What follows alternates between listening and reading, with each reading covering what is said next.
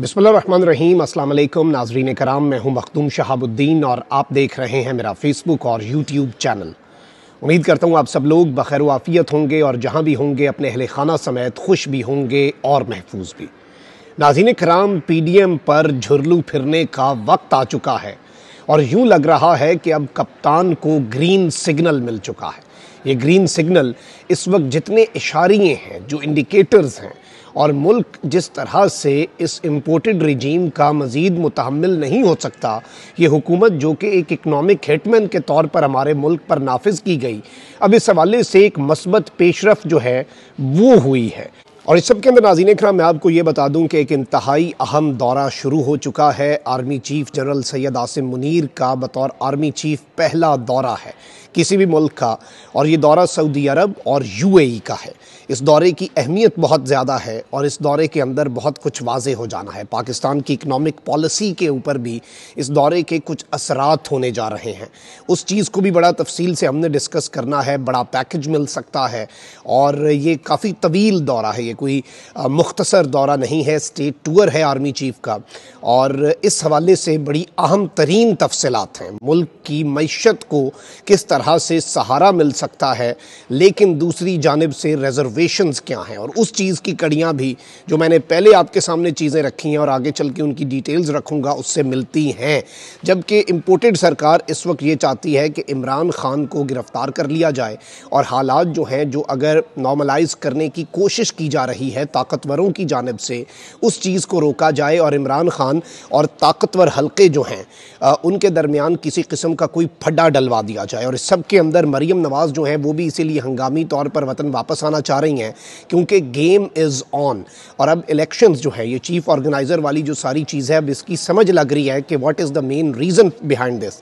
सबसे पहले मैं आपको ये बता दूं कि मैंने ये खबर तकरीबन 2-1 हफ़्ते पहले आपके सामने रख दी थी कि $3 अरब का पैकेज जो है वो सऊदीया से पाकिस्तान को मिल सकता है, और ये पैकेज सऊदीया पाकिस्तान की इस मौजूदा गवर्नमेंट को, इस इनकॉम्पिटेंट गवर्नमेंट को नहीं देगा। और इससे पहले भी जब से ये हुकूमत आई, चाइना गए जनरल बाजवा, वहाँ से पैकेज लेके आए, सऊदीया गए, वहाँ से पैकेज लेके आए। इनके तमाम तर दौरे शहबाज शरीफ साहब के सऊदीया के, यूएई के, तुर्की के नाकाम रहे, इन्हें वहाँ पर कुछ भी नहीं मिला।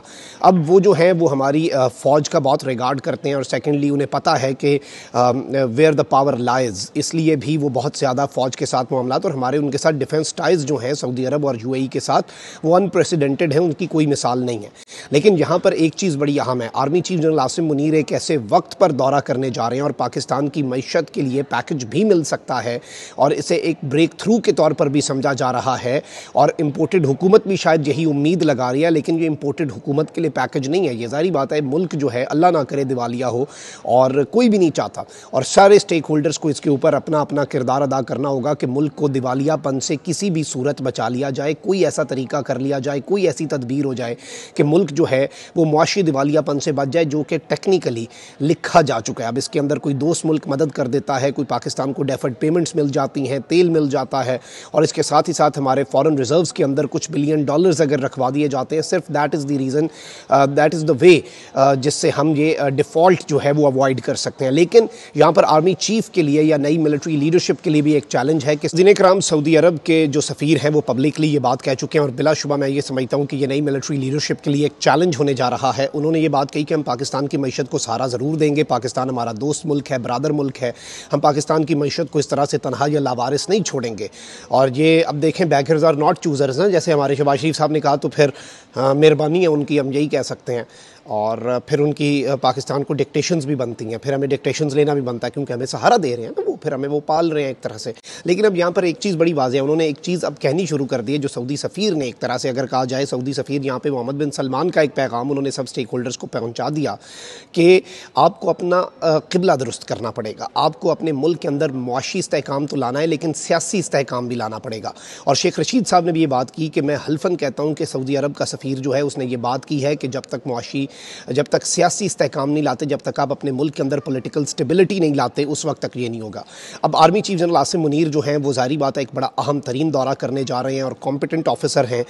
4 से 10 जनवरी तक ये दौरा जारी जारी रहेगा। अब अगर आर्मी चीफ के दौरे की वजह से पाकिस्तान को कोई पैकेज मिलता है सऊदी अरब और फिर इन्होंने यूएई जाना है और बड़ा शानदार इस्तकबाल हुआ, वहाँ पर इनके डिफेंस मिनिस्टर जो हैं मोहम्मद बिन सलमान के भाई वो आर्मी चीफ से मिले हैं। अभी मज़ीद मुलाकातें भी होनी हैं ऑनरेबल चीफ की अगले जो डिग्नेटरीज़ हैं उन सब के साथ, बहुत ज़्यादा डिग्नेटरीज़ के साथ।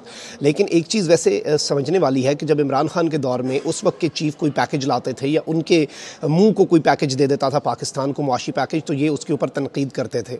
वैसे ये पैकेज अगर पाकिस्तान को मिले और पाकिस्तान की मईशत अगर संभल जाती है तो उसके बाद इन्हें डूब के मर जाना चाहिए और चुल्लू भर पानी अगर मिले तो इम्पोर्टेड सरकार को कि अगर ये काम भी मिलिट्री चीफ ने करने हैं, ये उनका काम नहीं है। और ये फिर वो खला होते हैं जो आप पैदा करते हैं, पुर करता है तो फिर बाद में आपको वोट को इज्जत दो और सिविलियन सुपरमेसी के दावे याद आ जाते हैं। इमरान खान इसलिए अपने असूली मौक़िफ़ पे डटे हुए हैं, इसलिए वो कहते हैं कि कॉन्स्टिट्यूशनल रोल जो है, जो आइन कहता है उसी के अंदर रहें सब स्टेक होल्डर्स, एक चीज़ वो कहते हैं। और चीफ को भी उन्होंने मुखातिब किया, उन्होंने अदलिया को, एस्टैब्लिशमेंट को, ब्यूरोक्रेसी को मुखातिब किया और उन्होंने ये बात भी कही, आपको याद होगा, कि नेशनल सिक्योरिटी के इदारे मईशत की सूरत हाल को समझें, क्योंकि नेशनल सिक्योरिटी पॉलिसी का एक अहम तरीन जुज़ है इकनॉमिक सिक्योरिटी और उस चीज़ को इग्नोर नहीं किया जा सकता। और आर्मी चीफ का दौरे के ऊपर सबकी नज़रें तो हैं, वहीं दूसरी जानिब आपको पता है कि इस वक्त जो सियासत है, सियासत जो है वो इस वक्त बड़ी गर्म हुई पड़ी है और सियासत का मैदान जो है उसके अंदर भी अजीबो गरीब चीज़ें हो रही हैं। अब एक नया कट्टा खुला है और इमरान खान साहब पर हमले के इल्ज़ाम में गिरफ्तार मुलजिम नवीद के जो वकील साहब हैं वो मंजर आम पर आए हैं और उन्होंने कहा कि वज़ीराबाद वाक़या लॉन्ग मार्च में जान डालने के लिए खुद किया गया। लाहौर में प्रेस कॉन्फ्रेंस करते हुए मुलजिम नवीद बशीर के वकील मियाँ दाऊद एडवोकेट का कहना था कि इमरान खान की ख्वाहिश पर JIT तब्दील की जाती है जो उन्हें पसंद नहीं आती।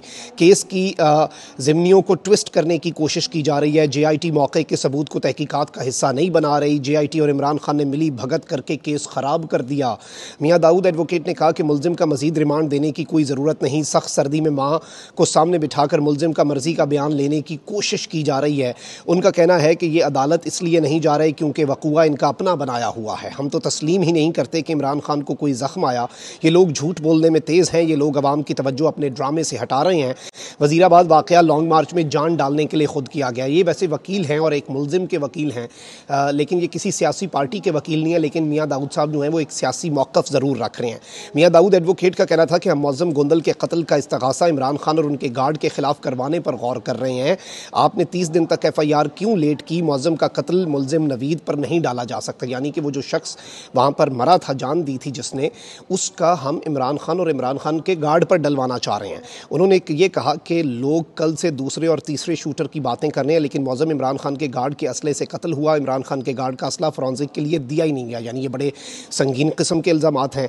और ये एक नया, इस सारे मामले के अंदर आप कह लें कि एक नया मामला, इस नया रंग देने की कोशिश है। और ये प्रेस कॉन्फ्रेंस कौन करवा रहा है और इस प्रेस कॉन्फ्रेंस के पीछे कौन है, लेट्स सी कि ये चीज़ क्या है। वहीं दूसरी जानिब आपको पता है कि मैं आपको यहाँ पर एक और चीज़ ये बता दूँ कि इमरान खान साहब की ममनुआ फंडिंग केस के हवाले से भी एक अपडेट है।